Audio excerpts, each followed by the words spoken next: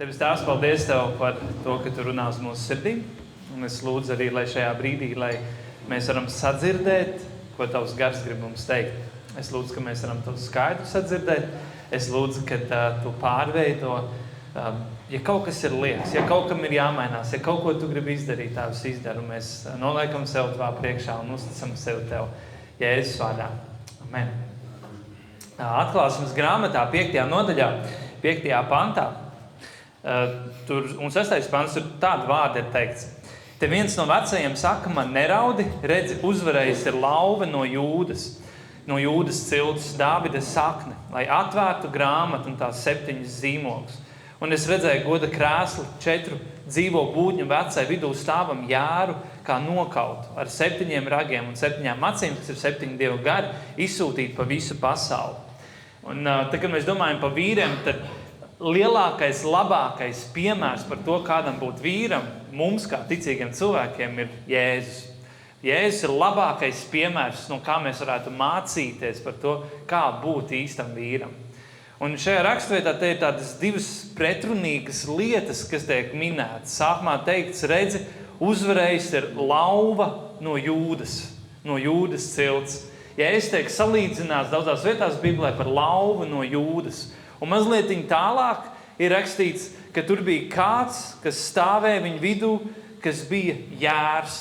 Jēzus tiek salīdzināts daudzās vietās arī kā jārs. Jēzus vienlaicīgi ir lauva un vienlaicīgi viņš ir jārs. Un varbūt jūs esat dzirdējuši šo salīdzinājumu, bet liekas tādas diezgan pretrunīgas 2 lietas, pretrunīgas 2 frāzes, 2 ļoti pretēji dzīvnieki, kuriem it kā savā starpā nav nekā kopīga. Lauva un jārs. Un vispirms es gribu, ka mēs paskatāmies uz to, ko nozīmē lauva. Jūdas lauva. Varbūt kāds no jums var pamēģināt izteikt, ko saka lauva? Parādīt, kāds saka lauva? Čaus esmu lauva. Nē, lauva ir citādāk. Kā lauva? Kādu skaņu izdevš lauva? Kāds var pateikt, parādīt? Davai, vīri. Kāds var to parādīt? Brīnišķīgi. Tā ir lauva. Esat pārāk pieauguši. Es savam dēlam paprasītu, viņš ātri vien varētu parādīt visiem. Un viņš būtu laimīgs, ka viņam paprasīja, un viņš varētu parādīt, kā tas ir. Lauva ir plēsais. Lauva ir karalis. Viņš ir bijājams dzīvnieks. Visa dzīvā radība kaut kādā mērā bīstas lauvu. Arī cilvēki baidās no lauvas. Ir kaut kas tāds lauvas acīs, ka, ja tu viņās ieskaties, ir kaut kas, kas notiek ar taviem locekļiem un ar tavu ķermeni, ja tu esi ieskatījies lauvas acīs, ja viņš nav krātiņā. Lauvai ir īpašs spēks, viņa nes līdzi cieņu, autoritāti, spēku. Lauva viņa spēja iedvest bailes. Un šeit rakstvietā rakstīts, ka uzvarējusi ir lauva no Jūdas cilts. Lauva runā par uzvaru. Un mēs zinām, ka Jēzus bija tas, kurš uzvarēja, kurš sakāva nāvi, kurš sakāva tumsu, kurš sakāva grēku. Mēs dzirdējām Oskara liecībā, mēs dzirdējām arī Andra liecībā par to, ka lauva no Jūdas cilts ir uzvarējusi arī šo cilvēku dzīvēs. Un lai arī kāda būtu apstākļi, kā būtu, bet lauva, viņa svin uzvaru. Jūs zināt, ir tāds teiciens, ka bez cīņas nav uzvara, vai ne? Ja ir uzvara, tā vienmēr iet kopā ar cīņu. Un mums kā vīriem ir jāsaprot, ka mēs savās dzīvēs sastapsimies atkal un atkal ar cīņām. Mēs sastapsimies ar situācijām, kur būs nepieciešams mums kā lauvām pastāvēt, cīnīties, iekrampēties kādos apsolījumos, kādās mērķos, vīzijās, kādās lietās, iekrampēties. Un vienalga, ko mēs sastāvamies, vienalga, ko mēs redzam apkārt, mēs gribam redzēt, ka tās lietas notiek. Mēs tā kā ejam tajā virzienā. Un mēs kā dievbijīgi vīri, mēs varam mācīties no Jēzus, kā tas ir staigāt autoritātē, staigāt ar spēku, runāt ar spēku. Runāt tā, ka cilvēki sadzird to, kā tas ir nepadoties, pastāvēt, ieņemt savu pozīciju, nenomest lietas malā, bet iziet līdz galam un redzēt uzvaras mūsu dzīvē. Andris runāja par to, ka ir kaut kas tāds, tas drives, ka tu pamosties no rīta un tev ir kaut kāds mērķis un tu esi gatavs iet un darīt. Un ir kaut kas, kur tu dari to, bet tu gribi redzēt uzvaras. Un tu arī vari ieraudzīt tādas uzvaras.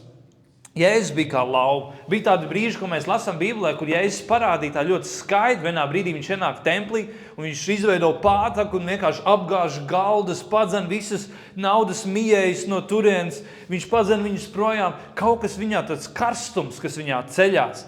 Viņš stājas pretī farizējiem, saduķējiem, runā tādus skarbus vārdus, tādus, ko nepatīk viņiem klausīties. Liekas, Jēzus visu laiku meklē kaut kādu iemeslu, lai nonāk konfliktā ar viņiem, lai kaut ko pateikt, kas viņiem nepatīk.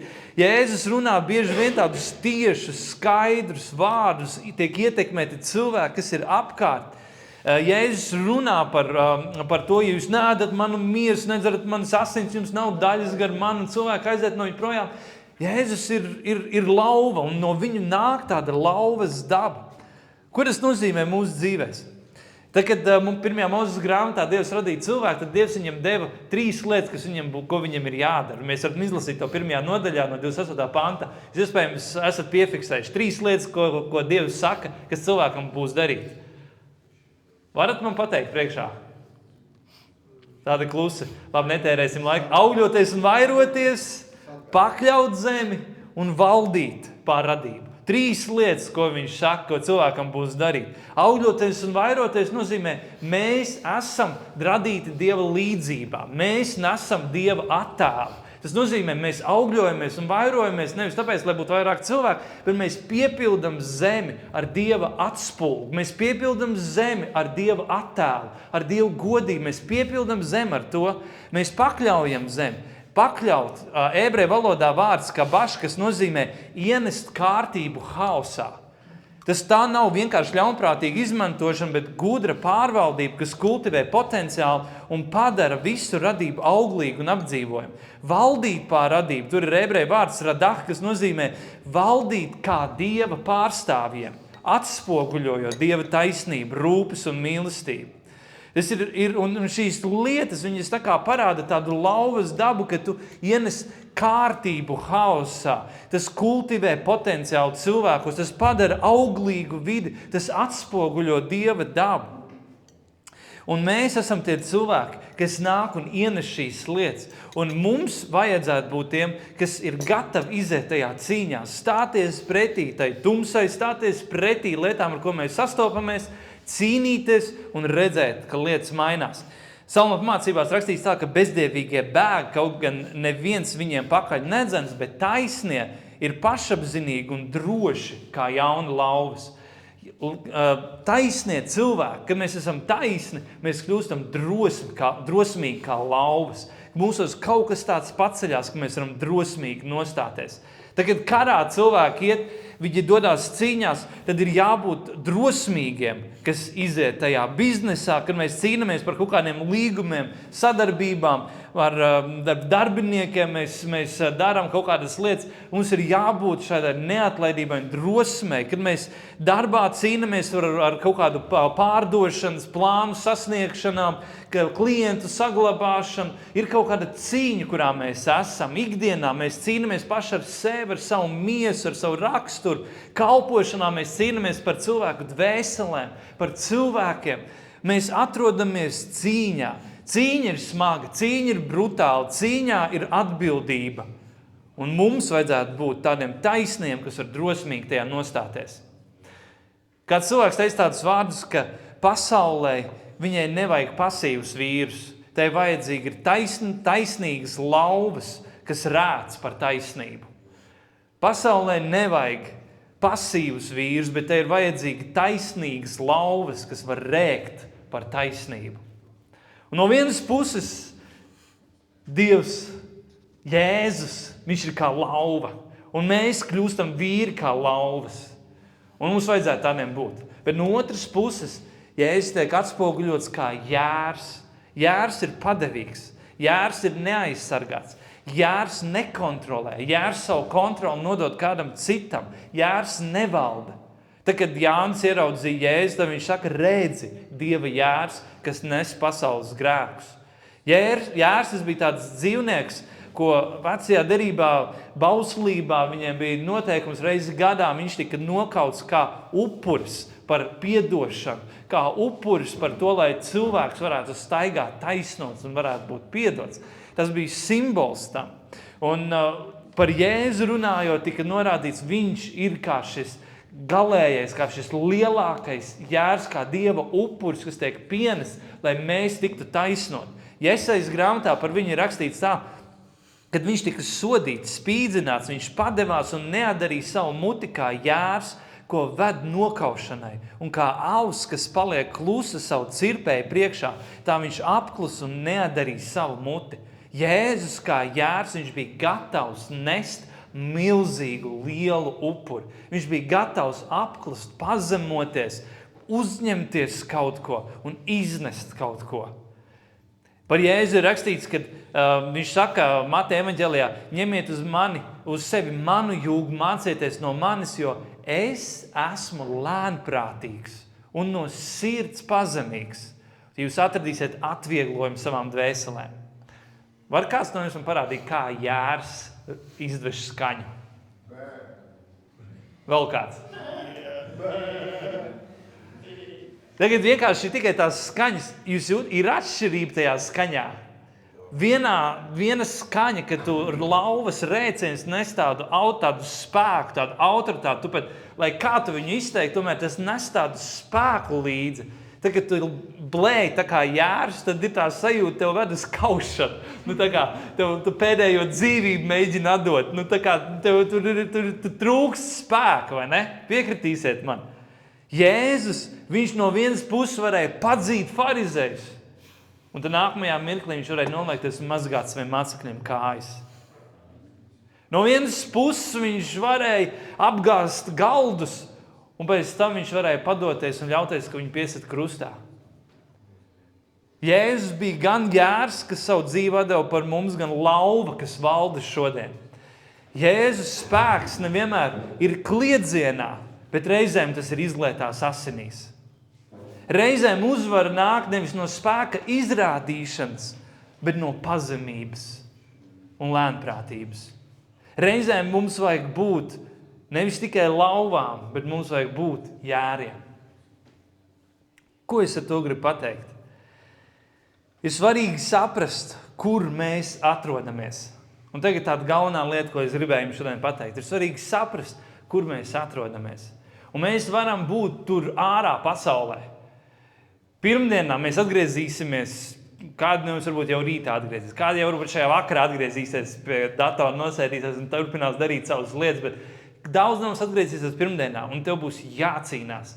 Jācīnās par savām finansēm, jācīnās par savu vietu, tev būs jācīnās par savu ģimeni, tev būs jācīnās par saviem darbiniekiem, par savu biznesu, tev būs jācīnās par savu vīziju, par savu redzējumu, par Latviju. Tu cīnīsies. Tu pirmdienā izies un tu atkal atgriezīsies cīņā. Bet mēs vienā brīdī atnākam atpakaļ mājās. Un mēs ļoti bieži paliekam kā lauvas mājās. Bet mājās mums ir jābūt jēriem. Mūsu sievām nevajag lauvas. Mūsu sievām vajag jērus. Mūsu bērniem nav vajadzīgs kāds, kas var stingri uzšaut, pateikt, ierādīt vietu. Viņiem ir vajadzīgs kāds, kas var samīdot, paņemt uz ceļa, kas var noglāstīt galvu, kas var sabučot uz vaigu, kas var nolikt gulēt, padziedot kādu maigu dziesmiņu vai izlasot kādu muļķīgu stāstiņu. Viņiem vajag jēru mājās. Un mums kā vīriem viena no lielākajām atbildībām ir saprast, kad ir jārēc un kad ir jāklusē. Kad ir jābūt lauvām un kad ir jābūt jēriem. Angliski viens cilvēks teica tā: If you roar like a lion at work, but your family fears you, you are roaring in the wrong direction. Ja tu rēc kā lauva savā darba vietā, bet tava ģimene baidās no tevis vai bīstas tevi, tad tu rēc nepareizajā virzienā. Lauva pasaulē, jērs mājās. Ja es varētu tā kā salikt lauva pasaulē, jērs mājās. Drosmīgs cilvēku priekšā, jūtīgs, privāti. Bezbailīgs izaicinājumu priekšā, maigs ar sievu un bērniem. runā patiesību drosmīgi, klausās ar mīlestību un pazemību, cīnās par taisnību un patiesību, klausās ar mīlestību un pazemību, cīnās par taisnību un patiesību, kalpo ar pazemību un pacietību, aizstāv vājo, kopj ģimeni, vada ar spēku, upurējoši mīl, pastāv konfliktā, loka ceļus lūkšanā, stratēģisks, motivēts, klātesošs, emocionāli pieejams, nesatricināms vētrā, ievainojams attiecībās, aizstāv patiesību, sniedz žēlastību, karotājs pret tumsu, gans mājās. Ir atšķirība, vai tu esi lauva, vai tu esi jērs, un kurā vietā tev ir jābūt kā lauvai un jārāds, un kurā vietā tev ir jābūt jēram un ir jāpadodās. Ziniet, ir viena rakstuvieta, kas reizēm vīriem ir ļoti mīļa, bet ja mēs to saprastu, tad tā mums kļūt ļoti biedējoša. Efeziešu vēstule 5. nodaļa 25. pants. Vīri, mīliet savas sievas, tāpat kā Kristus ir mīlējis savu draudzi, pats nododamās viņas labā. Lai to darītu svētu, šķīst ar mazgāšanu ūdenī caur vārdu. Savu draudzi sagatavotams cienīgi, bez straipa, bez krunkas vai cita tam līdzīga trūkuma, lai tā būtu svēta un bez vainas. Tā arī vīriem pienāks savas sievas mīlēt kā savu miesu. Kas mīl savu sievu, tas mīl sev pašu.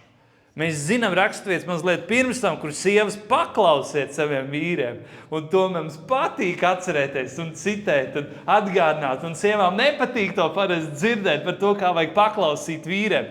Bet iedomājieties, ko Dievs saka mums vīriem. Vīri, mīlēt savus sievas, kā Kristus mīlēja draudzi. Kā viņš mīlēja draudzi? Mēs lasījām. Viņš tika sodīts, spīdzināts, viņš padevās, neatdarīja savu muti kā jērs, ko ved nokaušanai. Kādam tev ir jābūt pie savas sievas, kā jēram, ko ved uz nokaušanu? Un reizēm mums tas nepatīk. Un atkal man ir tik daudz pavadu laika ar dažādiem pāriem, kas iet cauri problēmām un konfliktiem, un kas iet cauri, kur viņi vairs nespēja sadzīvot kopā, viņi grib šķirties tā tālāk, un visu laiku, ko es saku tiem puišiem, mirsti. Tas ir tas, ko Dieva vārds saka.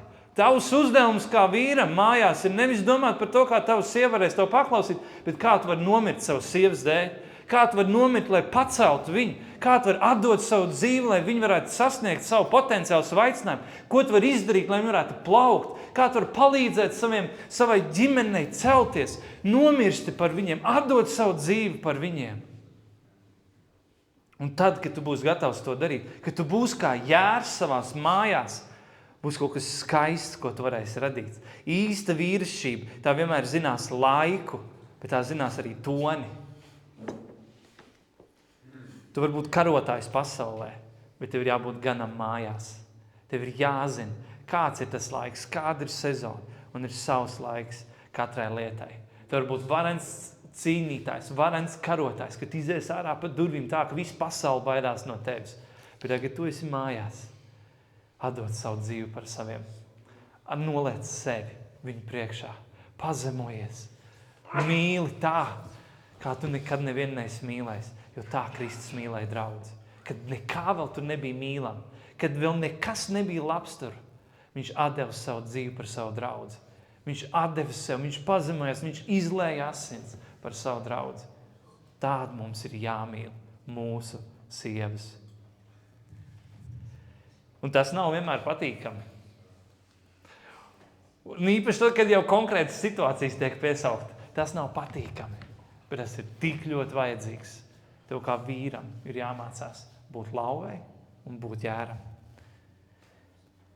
Reizēm mēs ejam tādās galējībās. Tagad bija Ēdens dārzā, pavisam daži tādi praktiski piemēri. Tagad bija Ēdens dārzā, tad Ieva bija tā, ka bija saruna ar Sātanu. Ieva bija tā, kas ņēma šo auglu un ēda. Ieva bija tā, kas deva to Ādamam. Un ziniet, kāda bija Dieva reakcija? Dieva reakcija bija tā, Dievs prasīja. Tagad Ādams un Ieva pēc tam paslēpās, jo viņi zināja, ka viņi grēkojuši. Tas, pirmie vārdi, ko Dievs saka, kur tu esi? Un tur rakstīts ir nevis vienkārši, bet kur tu esi cilvēku, kur tu esi vīrieti. Viņš runā uz Ādamu, viņš saka, kur tu esi? Viņš runā un meklē, kur ir tas vīrietis. Ādams bija tas, kurš stāvēja malā.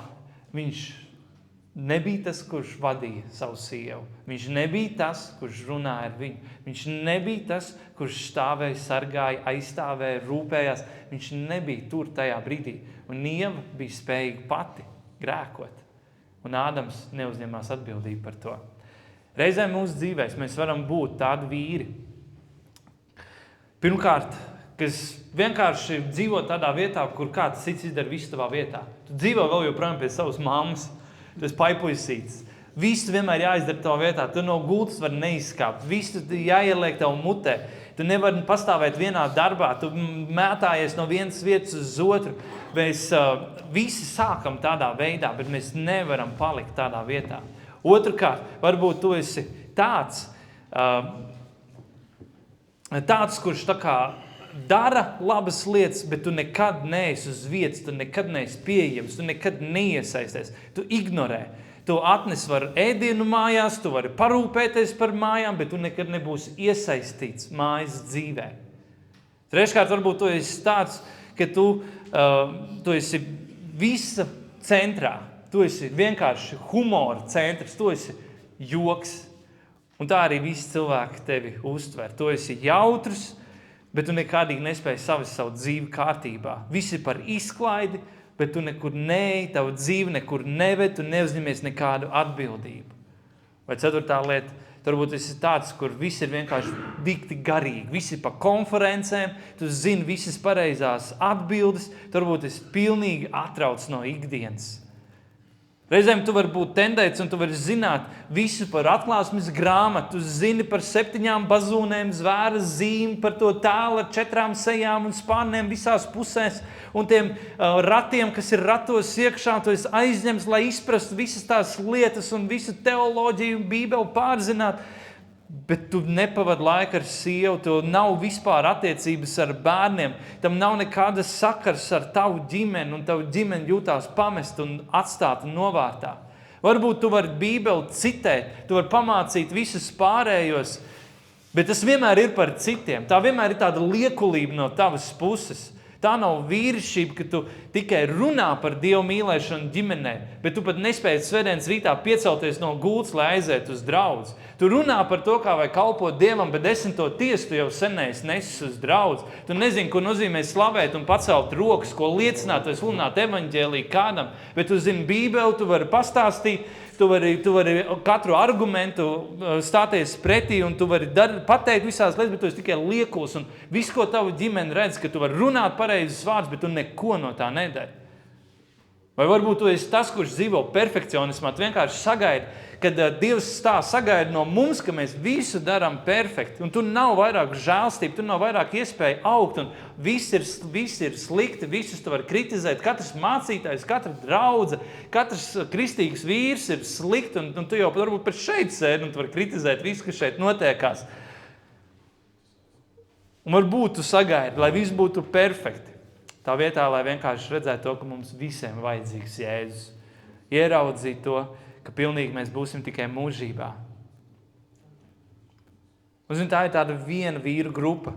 Tie ir tie, kas šo jēra dabu aiznes tādā galējībā, kur mēs kļūstam tādi, angliski tāds vārds soft boys, vai tādi niecīgi, tādi vienkārši es neko nevarēšu.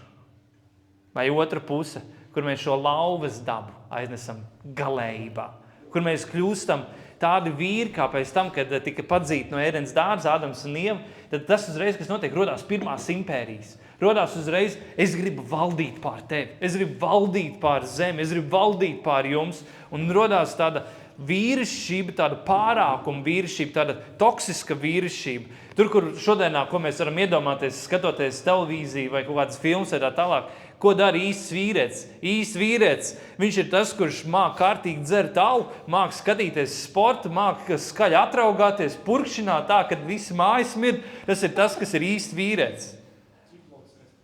Čiploks. Tas ir tad, ja precējiet varbūt. Vai reizēm vīrietis kļūst tāds, kam ir tikai viss par statusu, par veiksmi, nopelnīt, sasniegt, panākumu, un sieva tikai kādā trofeja mājās. Vai tāds, kam ir tikai mērķis ir iebiedēt, pazemot, fiziski izrādīt savu pārspēku, tāds, kas vienkārši ir ļauns, vai angļu valodā ir vārds bully, tāds, kurš, jūs saprāt, ko tas nozīmē. Tāds, kurš varbūt vienkārši izkliedz pavēles, kur grib būt priekšnieks, vienmēr grib būt darbā, mājās, visur viņam jābūt galvenajam valdniekam, pārvaldniekam, nekad viņš nevar būt kāda pakļautībā, nekad viņš nevar būt zem kāda autoritātes. Tāds, kurš ir nekad nevar būt pamācāms, vienmēr ir gatavs mācīt visus pārējos, gatavs visiem teikt, kas ir jādara, bet nekad nevienu nav gatavs uzklausīt. Kādi mēs esam? Vai mēs spējam būt dievbīgi, būt kā lauvas, bet būt arī kā jāri? Vai mēs varam cīnīties? Un vai mēs varam arī būt vienkārši klusumā un mierā? Atnākt mājās, mīlēt savus bērnus, mīlēt savus sievas, mīlēt tos, ko Dievs mums ir devis? Vai mēs spējam atstāt ārā to darbu? Es pabeigšu ar... Es atceros, kādu laiku atpakaļ, priekš manis tāds pagrieziena punkts, tāda atklāsme, bija viena tāda saruna ar manu sievu. Mēs braucām mājās no Jelgavas. Es atrados ceļā, es nezinu, vai no Jelgavas, bet kādā ziņā pa Jelgavas šosei. Es biju ceļā pirms Olēnas kaut kur, uz ceļu. Un es kaut ko es biju tāds sašuts, un man patīk diskutēt. Un es biju par kaut ko sašuts, un es automātiski ieņemu tā kā pretinieku lomu, un es sāku diskutēt ar savu sievu. Un es tā diezgan... tā kā emocionāli, tā kā es ar citiem džekiem, es sāku tā diskutēt, un viņi vienā brīdī manī pastāsta, saka, es neesmu nekāds tavs darbinieks, es neesmu nekāds džeks, un ar mani tu tā nerunā. Un tajā brīdī es kaut ko sāku saprast. Tu vari cīnīties par taisnību, tu vari būt lauva un cīnīties par visu, bet tu atnāc mājās un kļūst par jāru. Tu nevar mājās būt lauva. Tev nevajag cīnīties. Es nerunāju par galēm, es nerunāju par dažādām ārkārtas situācijām, un es ceru, ka jūs saprotat man sirdi. Mums ir jāiemācās, vīri, jums ir jāatcerās, jums ir jāiemācās, jums vajag vairāk rēkt, vairāk iziet cīņā, bet kādiem jums vajag reizēm pasaņemt savu rokās un saprast, cīņa ir ārā, šeit mājās, man ir jākļūst pa jāru. Man ir jāmīl, man ir jāpazemos, man ir jānoliek sevi malā. Un, ziniet, iespējams daudzas laulības varētu tikt izglābtas, ja mēs vīri iemācītos mīlēt savus sievas tā, kā Kristus mīlēja draudzi. Atdodams sevi viņu labā. 1. Korintiešiem 16:13 rakstīts tā, viņš saka, esiet modri, stāviet ticībā, turieties kā vīri, esiet stipri. Tas ir kā lauva. Un uzreiz nākamais pants saka, viss jūsu starpā, lai notiek mīlestībā. Un tā ir jāradaba. Divas lietas visu laiku iet kopā. Tu esi lauva, bet tu esi jārs. Tu ej un cīnies, bet ej un vienkārši noliec visu ģimenes priekšā. Ļaujiet man lūgt par jums, labi? Debes Tēvs, es lūdzu par katru vīru, kas ir šodien šeit.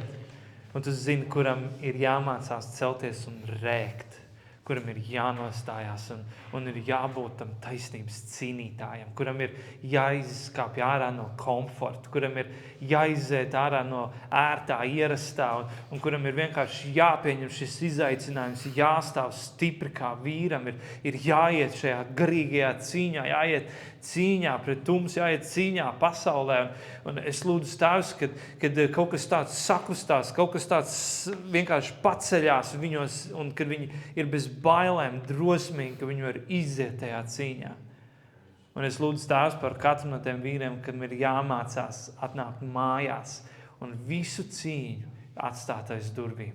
Un ienākt mājās, lai bērni zinātu mūs kā mīlošos vecākus, zinātu kā tos lēnprātīgo, mīlošo, taisno, drosmīgo, bet tik pazemīgo tēti. Lai mūsu sievas mūs pazītu, kā vīrus, kas ir gatavi visu nolikt un atstāt savas sievas, savas ģimenes dēļ, lai mēs rūpētos, lai mēs nestu to ģimenes nastu tā kā nekad agrāk. Es lūdzu māci mūs būt kā Jāram, kā tev, ka tu neatdarīsi savu muti, pat kad tev ved uz kaušanu, bet tu uzņēmies to nastu, uzņēmies to grēku, tu uzņēmies to smagumu un tu mīlēji tik ļoti, ka tu ļāvi, lai tavs asins tiek izlietas. Es lūdzu, ļauj mums būt vairāk tiem, kas stipri cīnās, bet tā pašā laikā ar mīlestību spēj izliet kādas asins. Es lūdzu, Tēvs, lai mūsu bērni, lai viņi neizaug tā, kā tas ir bijis paudzēs iepriekš, kur viņi nav pazinuši tēvus, kur viņiem nav bijušas attiecības ar tēviem, kur nav bijušas sarunas, kur nav bijušas iejūtības, līdzjūtības, mīlestības. Es lūdzu, lai mūsu sievas neizaug un nav tādā vietā, kur viņas nepazīst savus vīrus, bet tieši otrādi, ka mēs varam būt atvērti, atklāti, ievainojami, patiesi, īsti, dzīvi mūsu ģimenēs. Es lūdzu, palīdz mums būt tādiem patiesiem jāriem, kad mēs esam mājās un lauvām, kas rēc, kad mēs izējām ārā. Jā, es palīdzu un dod mums tādu dabu. Es lūdzu, Svētais Gars arī, es lūdzu par tiem, kuriem varbūt ir kādas situācijas vai lietas bijušas, kas ir sabojājušas kaut ko. Ir bijušas attiecības, kas ir sabojātas. Attiecības ar bērniem varbūt ir kaut kas sabojāts. Es lūdzu, Jēzu, kad mēs varam iet, pāršķirt lapas pusi un doties jaunā sākumā. Es zinu, ka vakardien mēs nevaram izmainīt, bet es lūdzu, Tēvs, ka šodien mēs varētu pieņemt pareizus lēmumus, spērt pareizus soļus, gudrus soļus, skatīties uz priekšu un mācīties. Mācīties vairāk no Tevis, Jēzus, lai mēs būtu vairāk kā lauva un vairāk kā jārs. To lūdzu Tev Jēzus vārdā. Amen.